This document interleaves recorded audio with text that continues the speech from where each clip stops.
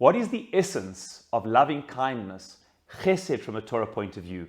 In the search for a wife for Yitzchak, we see in the Psukim such a profound insight what it means to be kind and sensitive to others from a Jewish point of view.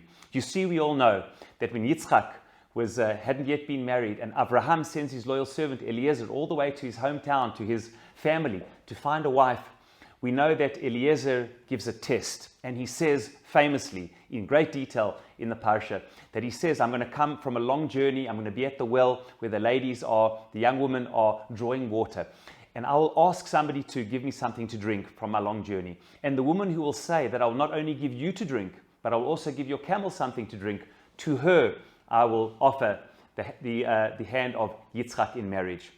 What is so profound about this offer is that this is what kindness is about. It's not only somebody who is reactive in their kindness. At the end of the day, if I ask somebody to do me a favor and they see a person who needs something, people will react and respond. But the type of kindness I'm looking for that I learned in the house of Avraham, says Eliezer, is one who is proactive.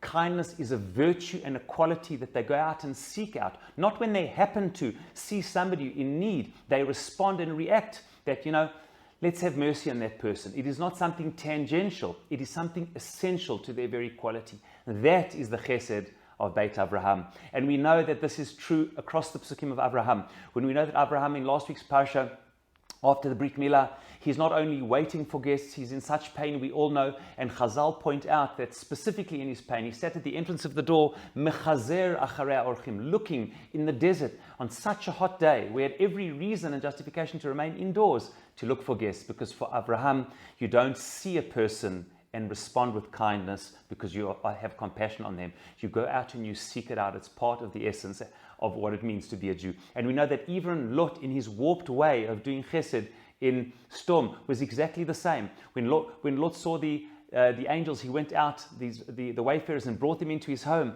And Rashi points out, based on the Midrash, where did he learn this chesed from? Mi Beit Avraham. Because Beit Avraham is about proactive chesed. And I want to end and say the Shlah HaKadosh, Rav Yishaya Horovitz, who was buried in Tzfat in the 1600s, wrote his famous Shlah Shnei Luchot Abid, writes at the end of Masechet Pesachim.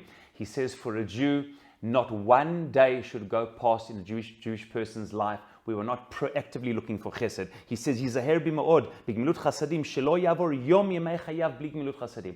Every day to live as a Jew means proactively looking to those around us, close and far. How can we make a difference to the lives of others? Because ultimately, that is one of the great legacies of the house of Avraham, and the very quality that Eliezer was looking for in Yitzchak to continue the Jewish life and legacy of what it means to be part of the Jewish mission.